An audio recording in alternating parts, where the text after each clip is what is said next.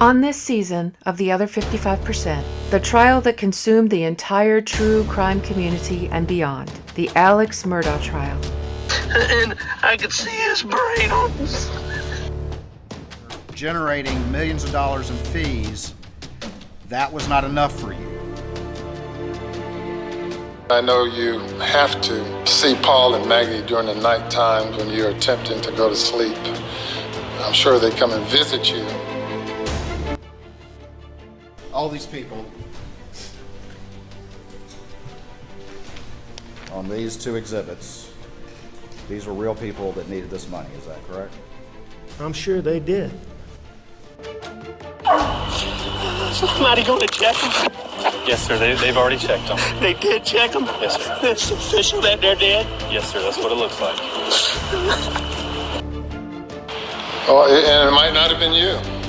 It might have been the monster you become. It's Season 3, The Other 55% with You're So Lazy, because we don't know the half of it, and this time, we probably never will. Welcome to Murdaugh Money, The Victims. Part 1, The Plyler Sisters. When you hear of Alex's financial crimes, it makes you wonder when and how it all started. You don't suddenly begin stealing millions of dollars after being a good guy all your life. These things usually start in smaller ways and build up over time, or perhaps there's a pivotal moment that creates a desperate situation. After combing through the details of his crimes, we'll probably never know the full extent, to be honest, but from what's known so far, the bigger crimes began in 2006 with the handling, or should I say mishandling, of the Hannah and Ofelia Plyler case. When the girls were 12 and 8, their mom and brother were killed in a crash. The crash is detailed in the indictment against Russell Lafitte. It reads in part, "During the late afternoon hours of July 16, 2005, Ofelia Plyler, then 12 years old, had an argument with her brother Justin, who was 14 years old. They fought over who would have the right to ride shotgun from Hardeeville to Columbia, South Carolina. As she had on many prior occasions, the children's mother, Angela Plyler, laid down the law. Justin was the oldest, and Justin had the right. So with the disagreement settled, Ofelia and her sister Hannah took their rightful places in the back seat of the family's 1999 Ford Explorer for an evening drive to Columbia. Angela had recently separated from her husband and the children's father, Richard "Ricky" Plyler, and the trip was necessary to return a television that belonged to the kid's father. Also while in Columbia, Angela was going to make a little extra money for her family, selling and delivering the state newspapers, a job which she had worked prior to her relocation to Hardeeville. As the family traveled the section of I-95 that traversed Hampton County, Justin and Hannah had fallen asleep, and Ofelia was contentedly listening to an Usher CD on her headphones when she was interrupted by her mother in the front seat. "Ofelia, are you asleep?" Ofelia took off her headphones and had the last conversation she would ever have with her best friend. As Ofelia spoke to her mother, she heard a loud pop, followed by a scream. She noticed her mother's hands shaking on the steering wheel as Angela tried to maintain control. The car left the roadway. The car struck a stand of pine trees. Ofelia vividly recalls the smell of pine and smoke. She was pinned in the back seat behind her brother Justin, whose seat had collapsed into her lap. Justin was not moving. The sight of his obvious head wound was disorienting. Ofelia saw her mother in the front seat. Red blood tinted her beautiful blonde hair. She, too, was motionless. Hannah, who was only 8 years old, was forced to mature instantly. Ofelia was pinned. Hannah was able to exit the destroyed vehicle. She climbed up the embankment to the roadside, and at 8 years old, Hannah Plyler flagged down a passing truck driver for help. In full sight of the girls, first responders eventually made it to the scene and began a frenzied effort to extract Angela and Justin from the vehicle. In full sight of Ofelia, Angela and Justin were placed into body bags. Setting aside their appreciable physical injuries, Hannah and Ofelia Plyler suffered wounds that day which will follow them for the rest of their lives. Maybe we won't know all of the details of exactly what happened, but can you just picture the scene? Here are these young girls. Ofelia has her fatally wounded brother in her lap, basically, in his seat. She can see his wounds. She can see her mother's blood, but she can't get out of the car. So all she has to rely on is her baby sister. You can imagine that scene too, the baby sister, as Alania tells her, I can't get out. I need you to go get help. Imagine an 8-year-old faced with that prospect, scared to get out of the car. Even though her family's wounded and trapped, it feels safe because it's her family. So she has to go against what she wants to do and climb out of that car and climb up that embankment to a busy highway, an interstate with people driving fast.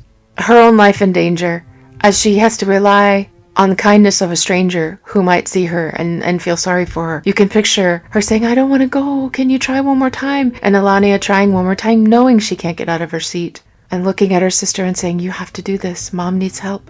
Justin needs help. I need help. And here this brave 8-year-old girl does what she has to do, gets the help, and then they have to sit there and watch in horror as their mom and brother are packed away in body bags. Most people have so much sympathy for children in a situation like this. So we can see the true evil hearts of Alex Murdaugh and Russell Lafitte, who can hear this story, tell this story in court to get millions of dollars and then steal them. How evil does one have to be? But this is just the beginning. This indictment that I just read from ends in a guilty verdict for Lafitte in court. He was just denied a request for retrial that he had tried to get based on Alex's testimony in court, the claim that Russell did not conspire with him. Alex helps them win a $5 million settlement, and he hands them over to fellow fox in a hen house, Russell Lafitte, to mine their money, which, as attorney Eric Bland put it, Alex and Russell used it as their personal slush fund.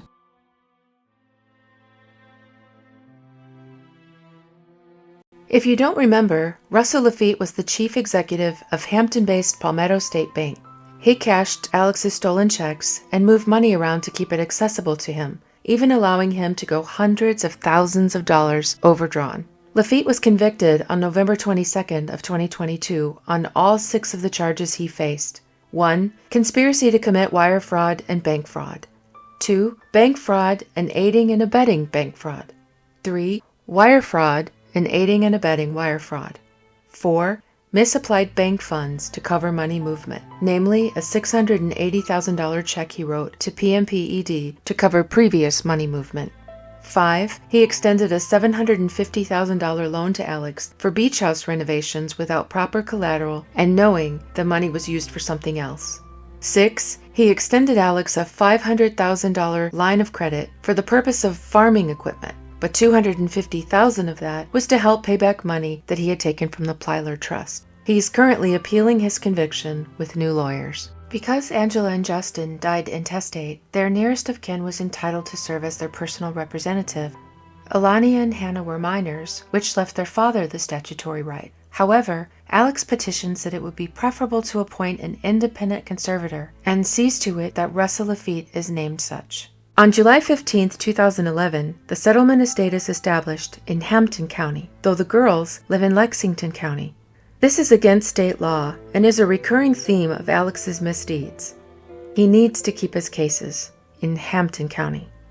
Although the court specifically states that no disbursements are to be made without prior approval of the Hampton County Probate Court, Lafitte begins taking money from the settlement account, and though he meticulously petitions the court for every penny that goes to the girls, and charges them between 18% and 22% interest for their own litigation loans, he gives Alex 14 unsecured loans totaling $990,000 at the below-market interest rate of only 3%. Here we see examples of times Russell Lafitte petitioned the court for things the girls needed. Always small amounts, meticulously documented. We also see loans made to buy a car and to pay for the girls' own litigation. Notice the interest rates. On the other hand, Alex is given loan after loan with no court approval even requested at rates well below market rates, which is not what he claimed in court. Russell felt like that it was a sound investment for those girls to charge me a higher interest rate when they weren't getting but so much interest somewhere else.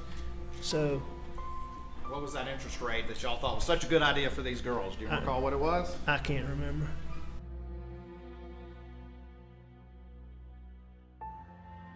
What we're witnessing here is the establishment of Alex's behavior, where he backs himself into a corner, doesn't want to face or own up to what he's done, so he has this big reaction without thinking through the consequences. We'll see this behavior on repeat from here on out, clear to his fake suicide attempt, his fraudulently overblown opioid addiction, and him murdering Maggie and Paul.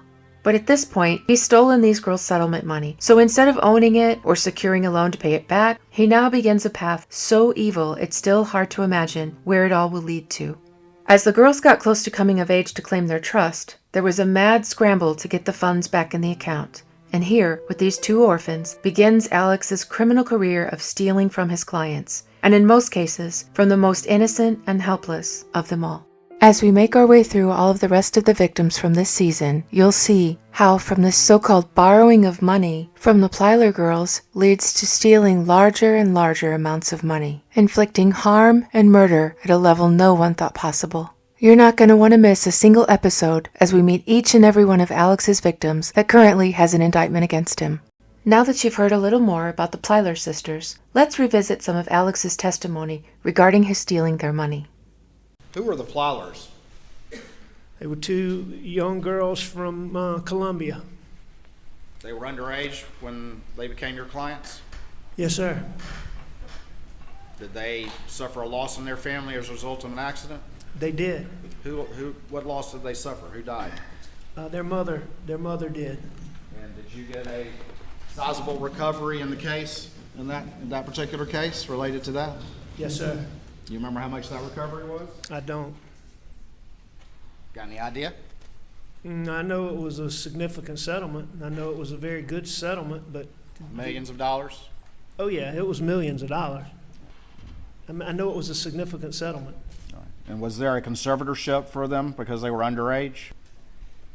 There was a conservatorship for them, but I don't think the fact that they were underage is why there was a conservatorship.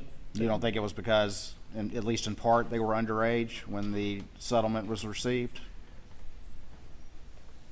No, that's not what I remember.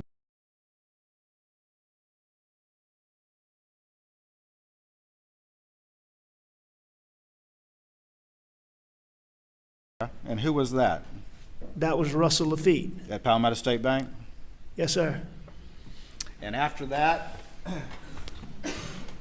did you get Russell Lafitte to start loaning you money from the Plyler girls' account that he was conservator for? He loaned me money from the Plyler account. I don't know if I got him to do that. Oh, you didn't talk to him about it? Y'all didn't talk about that at all? No, we did talk about it. I mean, there's emails to that effect. Are you disputing that to this jury? The reality is that you needed the money, and this was a convenient source to keep your massive cash flow going as early as 2011, 2012. And despite all you were earning, you would even send Russell emails saying, hey, transfer over $75,000 from the Plyler account into my account, correct? You remember emails to that effect that you would have to him? Do I remember an email to that effect? No, I don't remember that. Would you dispute that there were emails to that effect? Not if you say there were. Okay. Which part of what I just asked you about the Plylers do you take issue with? You take issue that y'all didn't conspire to do that, you and Russell? Yes. Take issue with that? You take issue with that? Okay. I can tell you that Russell Lafitte never conspired with me to do anything. Whatever was done by me. Okay. So you told the Plyler girls that you were borrowing money from their account? No, I don't know. I don't know that I told them that. Did you tell Russell to tell them? I don't recall. I don't believe so, but I can't sit here and tell you what I told him however many years ago. Did you tell Russell he could borrow money from that account too? I don't remember having any discussion with him about him borrowing money. One thing's clear, you never told this to the Plyler girls, did you? Don't forget to check back. Part 2 is coming very soon.